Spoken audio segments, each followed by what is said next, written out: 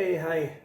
सो थोड़ा सा मतलब हरियाणा में जो हुआ उसके बारे में बात करना ज़रूरी है। बिकॉज़ जिस तरीके से कांग्रेस की हार जो है वो हरियाणा में हुई, वो काफ़ी ज़्यादा हास्यास्पद तो है ही। उसके अलावा इस बात को बहुत अच्छे तरीके से जो है ये प्रूव कर देता है कि लोगों ने ये समझना बहुत अच्छे तरीके से शुरू कर दिया है कि उसे क्या चाहिए। एक तो वो कौन दिलवा सकता है या कौन करवा सकता है, और उन दोनों बातों का ध्यान रखते हुए देश को आगे कौन ले जा सकता है। वो बात बहुत पीछे चली गई है अब कि आप जो है मतलब इस तरीके की चीज़ें करते रह सकते हैं कि जनता को बार बार बार बार बार बार बार बार बेवकूफ़ बनाए, बार बार ये शो करने की कोशिश करें कि आप जो हैं बस आप ही हैं, आपके अलावा और कोई नहीं है जो जनता का भला सोचता है। जबकि पिछले 60 65 70 सालों में कांग्रेस अपनी साख नहीं बचाने लायक बची है, ये आप और हम देख रहे हैं। पूरी कहानी में प्रॉब्लम वाली बात बस और बस इतनी है कि अगर कांग्रेस हार रही है तो उसका एक सबसे बड़ा कारण वहाँ की नेतृत्व है। उसके बावजूद और इस बात को समझने के बावजूद अगर कांग्रेस इंट्रोस्पेक्ट नहीं कर पा रही है और इस कंक्लूजन पे नहीं पहुंच पा रही है कि उसे अपने नेतृत्व को बदलने का समय आ गया है, तो फिर कांग्रेस के अंत की कहानी को किसी और तरीके से नहीं बदला जा सकता है। कोई और मदद नहीं कर सकता है और कांग्रेस अपने अंत की तरफ बढ़ रही है, इसमें कोई दो राय नहीं है। आपको और हमें बहुत अच्छे से समझना पड़ेगा कि कांग्रेस वही पार्टी है जिसने इस देश की आज़ादी में एक बहुत बड़ा रोल निभाया, लेकिन उसके बाद करप्शन के शिकंजों में इस तरीके से वो कसती चली गई, फंसती चली गई कि बस और बस उसके बाद देश को और पार्टी को नुकसान ही हुआ है। और ऐसा क्यों हो रहा है? आप इस बात को अगर देखोगे कि ऐसा हो क्यों रहा है, ऐसी क्या दिक्कत आ रही है जिसके कारण कांग्रेस पार्टी बस और बस तलवे चाटने वाले, देश को लूटने वालों की पार्टी बनती जा रही है, ये आपको हमें समझना पड़ेगा। This is a very long term thing that has been happening. देश के उद्योगपतियों को गाली देना, मिडिल क्लास को गाली देना, हिंदुओं को गाली देना, हिंदुओं को बार बार बार बार जातियों में बांट कर देखना, जातियों में बांटकर वोट की मांग करना, इसके अलावा कांग्रेस के नाम पर और कुछ होता हुआ मुझे तो याद नहीं है। मुझे ये याद नहीं है कि लास्ट टाइम कब कांग्रेस ने कोई ऐसी बात कही हो जिससे देश का या आम जनता का जो है सीना चौड़ा हो गया हो। मुझे अंतिम बार ये याद नहीं है कि कब कांग्रेस की तरफ से कुछ इस तरीके का जो है कदम उठाया गया जिसके कारण जो है देश का जो है सीना जो है वो चौड़ा ही नहीं हुआ, सर भी ऊंचा उठा। मुझे तो नहीं याद है। मुझे बस यही याद है कि 2008 में 26/11 अटैक के बाद, जिस समय हम बच्चे थे, स्कूल में थे, उसके बावजूद एक्शन लेने के बदले, जबकि हम एक्शन लेने के काबिल थे, हम एक्शन ले सकते थे, और एक्शन का कहीं से कोई मतलब नहीं है कि आप एक फुल फ्लेज्ड वॉर कर दो, लेकिन अपनी आन बान शान की रक्षा करने के काबिल तो आप थे ही। और हम फिर देखते हैं कि हाथ जोड़ के हमारा प्रधानमंत्री जो मुख बधिरों की तरह रहता था, वैसे वो बस और बस ये मांग कर रहा है कि आप और हम शांत रहें, शांति बनाए रखें। और फिर हम देखते हैं कि डाउन द लाइन इस बात को पूरी तरीके से वॉश आउट करने के लिए हिंदू टेरर, सेफरन टेरर जैसे चीज़ों का मतलब उदय होता है, नाम रखा जाता है, फंसाया जाता है, कसाब के जो कलावे की जो बात है वो की जाती है, और उसके बाद हिंदुओं को बदनाम करने की कोशिश की जाती है। ऐसा हमेशा से होता है और कांग्रेस के हर बड़े नेता का इसमें हाथ रहा, बस और बस इसलिए क्योंकि हिंदू कभी एकजुट था ही नहीं। आप इतिहास के सारे पन्नों को टटोल लीजिए, बड़ी बड़ी लड़ाइयां देख लीजिए, बड़े बड़े राजाओं के हार देख लीजिए, बाबर को इस देश में बुलाने से लेके अंतिम हार तक आप देखोगे तो आपको पता चलेगा कि वो गद्दारी हर बार हमारी तरफ से हुई और हम अपने पतन का खुद एक कारण बने। हरियाणा की जीत कोई छोटी मोटी बात आज के समय में नहीं है। इस समय जब भारत बहुत ही ज्यादा स्पीड से आगे बढ़ रहा है, भारत अत्यंत स्पीड का जो है उदाहरण रखते हुए, सारे वैल्यूज को रखते हुए आगे बढ़ रहा है, वो भारत जो खुद पर हमला होने के बाद हाथ जोड़ता था आज घर में घुस के मार रहा है, वैसी सरकार को हम क्यों ना रखें। दूसरी बात, अगर सिर्फ हम घर में घुस के मारने या बदमाशी करने के लिए जाने जा रहे होते तो एक बात होती, हम उसी स्पीड से बढ़ भी रहे हैं।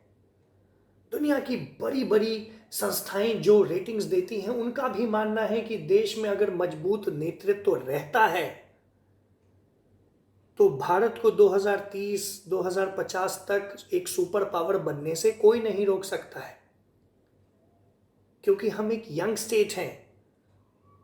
मैक्सिमम डेमोग्राफी हमारी जो है वो यंग है और उसका फायदा अगर नहीं हम उठा पाते हैं, एक स्ट्रांग नेतृत्व नहीं रह पाता है, तो हम कल को बस और बस दुनिया के सामने हाथ जोड़ते रहेंगे, दुनिया के पास जा जा के नौकरी की भीख मांग रहे होंगे और बस रेमिटेंस के नाम पे हम घर से दूर रह के घर वापस पैसा भेज रहे होंगे। एक बिहारी होने के नाते आज अभी जब मुझे देश के अलग अलग हिस्सों में रहना पड़ता है तो मुझे घर की बहुत याद आती है।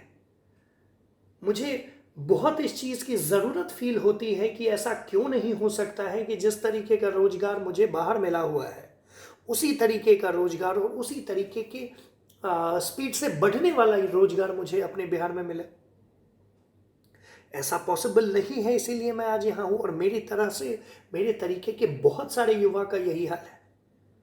ऐसा क्यों नहीं हो सकता है कि मैं अपने बिहार में रह के इसी तरीके का काम कर सकता था? और उसका एक बहुत सिंपल जवाब है, देश में तो एक नेतृत्व हमेशा से ऐसा रहा ही जो हमेशा डावाडोल वाली स्थिति में रही, और बिहार का तो हाल आप और हम जानते ही हैं। आपको और हमें यह समझना पड़ेगा कि इसी तरीके से हर प्रदेश को जोड़ के पूरा देश बनता है और इसीलिए जो पलायन है, चाहे वो एक प्रदेश से दूसरे प्रदेश की तरफ हो, होना चाहिए, ऑफकोर्स हम एक देश हैं, लेकिन वो सिर्फ और सिर्फ इसलिए हो रहा है और उस मजबूरी में हो रहा है कि हमें वहां रह के कुछ नहीं हो सकता है, तो फिर दिक्कत है। और इसी तरीके से फिर वो पलायन जो है देश के बाहर भी जाता है। बहुत अच्छे अच्छे माइंड्स देश के बाहर चले जाते हैं, वो ये सोच के नहीं जाते हैं कि उन्हें वापस नहीं आना है, लेकिन वहां पर जब वो डिफरेंस ऑफ अपॉर्चुनिटीज देखते हैं तो फिर उन्हें खुद लगता है कि वापस जाके कोई फायदा नहीं है, या उतनी ही मेहनत में यहां पर जो मैं कमा लूंगा वो वहां जाके शायद नहीं कमा पाऊंगा। और ये बात आपको और हमें समझना पड़ेगा। जो लिट्टी चोखा आपके और हमारे बिहार में 20 रुपए का मिलता है, वही लिट्टी चोखा दिल्ली के पॉश एरियाज में 40-50 रुपए का, 100 रुपए का, 200-200 रुपए का, 400-400 रुपए का बिकता है। उसका क्या कारण है पता है? उसका एक सिंपल सा कारण है कि पर कैपिटा इनकम जो है, जो पर पर्सन जो खर्च करने की ताकत होती है, एक तरीके से जो इनकम होता है और उसके कारण ताकत बढ़ती है, ऑफ कोर्स वो ज़्यादा होती है। ऐसे शहरों में लोग ज़्यादा कमाएंगे तो ज़्यादा खर्च कर पाएंगे, लेकिन वही चीज़ आपके हमारे बिहार में नहीं है। जो कमा ही दिन का 100 रुपये रहा है, वो 100 रुपये की लिट्टी तो खरीद के नहीं ही खाएगा। खैर, उन बातों में नहीं जाना है, मैं आपको बस ये समझाने की कोशिश कर रहा हूँ कि क्यों आज 70 साल बाद भी हम ऐसी ही बातें कर रहे हैं। हिरोशिमा और नागासाकी पर 1945 में बॉम्ब गिराए गए थे और वो भी आज तक के सबसे विध्वंसक बॉम्ब थे। और उसके बाद जो है जापान ने लड़ाई रोकी और फाइनली जो है जापान ने सब कुछ छोड़ के, इनफैक्ट अपने मिलिट्री को गिव अप करके, आप सोचो कोई देश अपनी पूरी की पूरी मिलिट्री को गिव अप कर दे रहा है, उसके आत्मविश्वास को किस तरीके से ठेस पहुंचा होगा। और वहां से वो पूरा का पूरा देश जो है उस आत्मविश्वास से लवरेज होकर आगे बढ़ने की कोशिश करता है और कुछ इस तरीके का देश बन जाता है जो बाकी दुनिया से 3 गुना 4 गुना हमेशा 6 गुना तक आगे चलता है। आप सोचो, आज से 10 साल पहले हम ये सुनते थे कि 5G 6G कुछ इस तरीके की प्रणाली है जो हमारे देश में 10-15 साल 20 साल बाद आएगी। जापान में 6G टेस्ट हो रहा है, 7G टेस्ट हो रहा है, और आज जो है वैसी टेक्नोलॉजीज हमारे देश में भी है, बहुत पहले समय से आ गई। कोई टेक्नोलॉजी उस तरीके से इंट्रोड्यूस होती है तो इंडिया को मार्केट समझा जाता है कि नहीं, यहां पर लेके चलो, पैसा कमाने का मौका मिलेगा। आपको क्या लगता है कि आईफोन जैसी कंपनी जो यहां आके 20 का चीज 2000 में बेचती है, वो क्यों बेचती है? क्योंकि उसे पता है कि हमारे पास देने के लिए पैसे हैं। कंपैरेटिवली देश में तो है, कई क्षेत्रों में अलग हाल है, वो उस बात को 1 मिनट के लिए साइड रखते हैं। और इसीलिए हमारे पैसों से ही वो अपने प्रोडक्ट को एक सोसाइटल मतलब वो बना देता है कि अगर किसी के पास आईफोन है तो अरे भाई साहब, मतलब क्या ही बात हो गई। और आप और हम फिर वैसा काम भी करते हैं और पैसे होते हैं हमारे पास, तभी हम वो कर पाते हैं। तो कैपेबिलिटी तो है हमारे देश में, हमारे लोगों में भी कैपेबिलिटी, और उसी स्पीड से बढ़ने वाली भी कैपेबिलिटी है। सवाल बस ये उठता है कि हमें रोक कौन रहा था। सवाल बस ये उठता है कि किस तरीके से बाहरी शक्तियां जो है वो हमें रोकने की कोशिश कर रही थी, हमारे लिए दिक्कतें क्रिएट कर रही थी, इश्यूज क्रिएट कर रही थी, और आपको और हमें पता ना चले उस तरीके से जो है हमें और आपको बहका रही थी। अब देखो, एक बहुत बड़ा मुद्दा अभी सामने आ रहा है कि किस तरीके से बाहरी पैसों पर पल रहे एनजीओज के द्वारा वो पैसा भारत में मंगाकर गलत तरीके से उसका इस्तेमाल करके भारत में हो रहे डेवलपमेंटल एक्टिविटीज को रोका जा रहा था। आप न्यूज में पढ़ना, जो मैं कह रहा हूं आपको थोड़ा सा अंदाजा लगेगा कि मैं किस बारे में बात करना चाह रहा हूं। किस तरीके से कुछ ऐसे एनजीओज भी पकड़े गए हैं जिनके पास FCRA लाइसेंस नहीं था, जिसके द्वारा बाहर से पैसा लिया जा सकता है लीगली, और वो उसके बावजूद पैसा लेके इस देश में जो है अराजकता फैलाने की कोशिश कर रहे थे। चलिए वो सब छोड़िए, ऐसे एनजीओज इस देश में मौजूद थे या हैं अभी भी, अभी तो बस एक्शन हुआ ही है, जिन्होंने बाहर के पैसों से वो यहाँ पर देश में काम कर रहे हैं। बहुत अच्छी बात है। बच्चों के नाम पर ऐसी संस्थाएं हैं, मतलब ऐसा नाम है जिसमें आपको लगेगा कि बच्चों के फायदों के लिए है, और फिर आपको दिखेगा कि वैसी संस्थाएं यहाँ पर UN को, यूनाइटेड नेशंस को लेटर्स लिख रही हैं ताकि कहीं पर किस देश में किसी पार्ट में हो रहे किसी डेवलपमेंटल एक्टिविटीज को रोका जा सके। क्या आप विश्वास कर पाएंगे कि कोई एनजीओ ऐसा कर रहा होगा जिसका नाम कुछ इस तरीके का है, जो बच्चों की संस्था लग रही है, जो बच्चों के फायदों के लिए संस्था लग रही है, वो इस तरीके के कार्य में संलिप्त है? बाहरी शक्तियां इसी तरीके से काम करती हैं। मदर टेरेसा, हर बार हमें पढ़ाया गया कि मदर टेरेसा जो थी, she was a hell lot of good lady, बहुत ज्यादा इस देश को उन्होंने मदद किया, गरीबों की मदद की। ये तो किताबों में लिखा हुआ था। फिर जब आप डिटेल में जाते हैं तो आपको पता चलता है कि शी वॉज अ कन्वर्टर। वो यहाँ आके लोगों को कन्वर्ट कर रही थी। वो यहाँ आके बता रही थी कि किस तरीके से वो राजा की जो है दूत है, यूनाइटेड किंगडम के राजा की दूत है, और यहाँ पर आके उसका एक ही काम है, वो है क्रिश्चियनिटी को फैलाना। कोई दिक्कत वाली बात नहीं है, आप फैला सकते हैं, लेकिन उसको इस तरीके का चोला पहना के कि आप जो है इस देश की मदद करने आए हैं, आप गरीबों की मदद करने आए हैं, वहां पर चीजें गलत हो जाती हैं। और वैसी चीजों के खिलाफ मैं सख्त हूं। वैसी चीजों के खिलाफ एक्शन होना ही होना चाहिए। आपको वो वीडियो आता होगा मेरा यशु यशु वाला। I have studied in a convent school. मेरे सारे टीचर्स बहुत अच्छे थे और उनके कारण ही आज मैं आपसे इतने अच्छे से बात कर पाता हूं, चाहे किसी भी लैंग्वेज में हो, इंग्लिश या हिंदी। लेकिन आप देखो कि किस तरीके से उन्हीं का नाम इस्तेमाल करके प्रॉफिट बलजिंदर जैसे लोग जो हैं वो पंजाब में भोले भाले हिंदुओं को, सिखों को कन्वर्ट किए जा रहा है। और किस तरीके से कन्वर्ट करता है, आप और हम उसका मीम देख के हंसते हैं कि अरे देखो क्या मजाक चल रहा है, कह रहा अरे बीमारी चला जा चला जा चला जा, और लोग थरथरा के गिर जा रहे हैं। ये सब छोटी छोटी छोटी छोटी छोटी छोटी चीजें एडअप होकर बड़ी बहुत बड़ी प्रॉब्लम बनती है पूरे देश के लिए। एनजीओ के द्वारा इसी तरीके से पैसा इंडिया में आता है और ऐसे लोगों को बढ़ावा दिया जाता है जो कि खुद के ही देश में रह के अपनी ही थाली में छेद करते हैं, और वो छेद टाइम के साथ बड़ा होता चला जाता है। आपको और हमें समझना पड़ेगा कि किस तरीके से जो है यहाँ पर जो दिक्कत परसिस्ट कर रही है उसका समाधान करना ज़रूरी है। आपको और हमें समझना पड़ेगा कि इसका समाधान इसलिए करना ज़रूरी है क्योंकि अगर देश को आगे बढ़ना है तो आपको और हमें ये मानकर चलना पड़ेगा कि बहुत सारी ऐसी शक्तियाँ होंगी जो देश के लिए रुकावट बनेगी। आपको और हमें ये मान के चलना पड़ेगा कि चूंकि इंटरनेट है तो आपको दो चीज़ों का ध्यान रखना है। पहला कि मिस इन्फॉर्मेशन से बचें, और दूसरा क्या सही इन्फॉर्मेशन है और वो देश के लिए आपके कैसे मददगार होगा ये समझना। सबसे बड़ी दिक्कत ही आज के ज़माने में ये है कि इंटरनेट जैसी चीज़ जो कि दो धारी तलवार की तरह है, उसे सेब भी कटेगा और हाथ भी उतने ही तेज से कटेगा, और जिस तरफ से आपका हाथ कटेगा वो उस तरफ जो है वो धार जो है वो काफ़ी ज़्यादा तेज है। और इसीलिए आपको ट्रैक रखना ज़रूरी है कि आप क्या देख रहे हैं, समझ रहे हैं, और क्या सही है और क्या गलत है। हमने 2024 के इलेक्शंस में देखा कि किस तरीके से बरगलाने की कोशिश की गई। इलेक्शन लड़ना बहुत अच्छी बात है, बहुत सही है अपनी जगह, लेकिन अगर आप जनता को बरगला कर इलेक्शंस जीतना चाहते हैं तो इसका मतलब आपके इंटेंशंस ठीक नहीं है।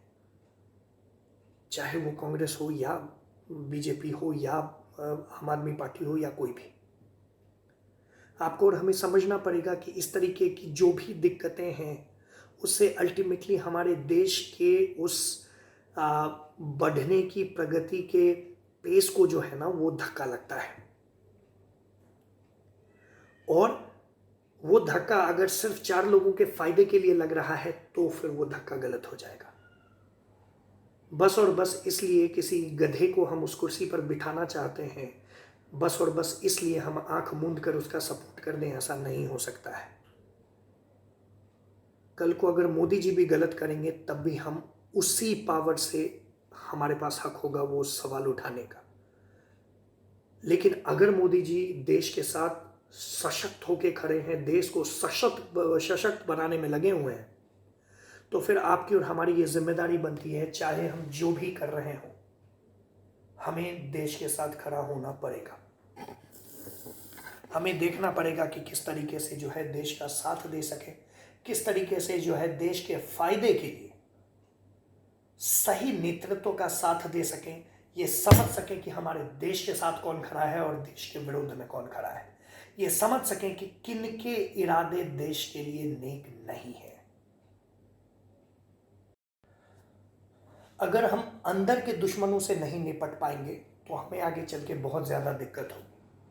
अभी 2-3 दिन पहले की बात है कि हमने देखा कि किस तरीके से बस्तर में जो है अप्रोक्सीमेटली 40 नक्सलियों को ढेर कर दिया गया, और इसी तरीके की खबरें पिछले 10 साल में आती नहीं हैं। आपको बहुत कम खबरें इस तरीके की मिली हैं जिसमें हमारे जवानों की या पुलिस फोर्स की जो है किसी भी तरीके से हताहत हुई हो। These are the positive changes जिसको आपको और हमें देखना पड़ेगा, हम नज़रअंदाज नहीं कर सकते हैं, क्योंकि जो कैंसर अंदर बैठा हुआ है अगर उसके बारे में आपको और हमें अंदाज़ा नहीं है तो हमें अंदर ही अंदर खोखला करता चला जाएगा, और फिर एक ऐसा समय आएगा जिसके कारण फिर हमारे पास जान गंवाने के अलावा कोई ऑप्शन नहीं होगा।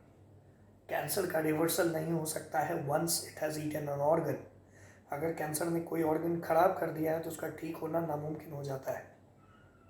ठीक उसी तरीके से ये अंदर के दुश्मन हैं, उसके बारे में अगर हमें नहीं पता होगा तो हम उस दुश्मन से कभी लड़ ही नहीं पाएंगे। वो दुश्मन हमारे साथ हमारे लोगों को खोखला करता चला जाएगा, और आगे चल के जो है वो प्रॉब्लम फिर ऐसी होगी कि हमारे पास एक ही रास्ता बचेगा, पलायन। जिस तरीके से हमने देखा होता हुआ कश्मीर में, जिस तरीके से हमने अभी रिसेंटली बांग्लादेश में देखा कि किस तरीके से 20-25% अगर हिंदू थे वहाँ पे, तो अब शायद 10 या 11% बचा है। पाकिस्तान में 9% से 2% पे पहुँच गया है। आपको और हमें समझना पड़ेगा कि हमारा देश का बंटवारा जो है वो पूरी तरीके से जो है वो धर्म के आधार पर हुआ था। आप और हम ऑस्ट्रिच की तरह सर जो है वो सैंड में डाल के जो है उस चीज़ को इग्नोर नहीं कर सकते हैं। वो एक सच्चाई थी, हुई थी, और अगर हम उस बात को समझेंगे तो हम सतर्क रहेंगे। सतर्क रहना ज़रूरी है। अगर हम सतर्क नहीं रहेंगे तो दिक्कत ये होगी कि कल को हम ऐसे सिचुएशन में आ जाएंगे जिससे अल्टीमेटली जो है हमें दिक्कत होगी। ये देश सबका है, लेकिन ये सिर्फ हमारी ही जिम्मेदारी नहीं है ऐसे सोचने की, सारे लोगों की है, बराबर है। और इस बात का आपको और हमें ध्यान रखना पड़ेगा। तो दोबारा हम बात करते रहेंगे, मैं तो वीडियोस बनाता ही रहता हूँ। I try to keep regular now, और मैं बस, मेरा एक ही मकसद है सारे वीडियो बनाने का। और अगर आप लास्ट तक देख रहे हैं तो मैं क्लियरली आपको बता दूं, मेरा बस और बस एक ही मकसद है कि ये देश आपका, जितना आपका है उतना ही हमारा है, और इस देश की रक्षा करने की जिम्मेदारी जितनी आपकी है उतनी ही हमारी है, उतनी ही इस देश की सरकार की है, उतने ही इस देश के जवानों की है। आप और हम हर तरीके से जो भी कर रहे हैं, अगर सही कार्य है तो वो देश के फ़ायदे में ही आगे जाएगा। अगर आप प्राइवेट जॉब करते हैं तो आप टैक्स भरते हैं, वो भी देश के फ़ायदे में ही जाता है, अगर सही नेतृत्व हो तो। और अगर आप एक बिज़नेस करते हैं तो जो आप टैक्स भरते हैं वो भी देश के फ़ायदे में ही जाता है। अगर आप एक बहुत बड़े व्यापारी हैं तब भी जो आप टैक्स भरते हैं, या आपके कारण जो और लोग आपके अंदर नौकरियां कर रहे होते हैं, तब भी वो देश का ही फायदा कर रहा होता है। तो 1+1 2 होता है। आपको और हमें ये समझना पड़ेगा, no matter what you are doing, आप भी उतने ही जिम्मेदार हैं इस देश के फायदे के लिए जितना एक सरहद पे खड़ा अपने जान की जोखिम में डाल के जवान खड़ा है। ठीक है, सारे जवानों का जो है वो हाथ जोड़ के नमन है, मतलब ये नहीं है कि उनका कोई काम छोटा है, ऐसा मेरा कोई मतलब नहीं है। लेकिन ये बात क्लियर है कि जिम्मेदारी सबकी बराबर है। ये बात क्लियर है कि आपको और हमें ये समझते हुए, देश के फायदे को ध्यान में रखते हुए, बहुत मुश्किल से मिली इस आज़ादी का ध्यान रखते हुए, उन जानों का ध्यान रखते हुए जो आपको और हमें नहीं जानते थे, और उन्होंने जो है हमारे लिए, इस देश के लिए, इस देश की आज़ादी के लिए जो है जान निछावर कर दिया, उनके लिए आपको और हमें सशक्त होना ज़रूरी है, अवेयर होना ज़रूरी है। सारी चीज़ें पता होनी चाहिए कि क्या हो रही है, क्या सही है और क्या नहीं है, और उस हिसाब से आपको और हमें डिसीजन मेकिंग करना चाहिए, ताकि देश हमेशा फ़ायदे में रहे। कुछ भी हो, देश का नुकसान ना हो। बस इन्हीं शब्दों के साथ अब मैं विराम दूंगा, काफ़ी ज़्यादा लंबा वीडियो ना हो जाए, फिर आगे हम बाकी चीज़ों पे बातें करेंगे। धन्यवाद। जय श्री राम।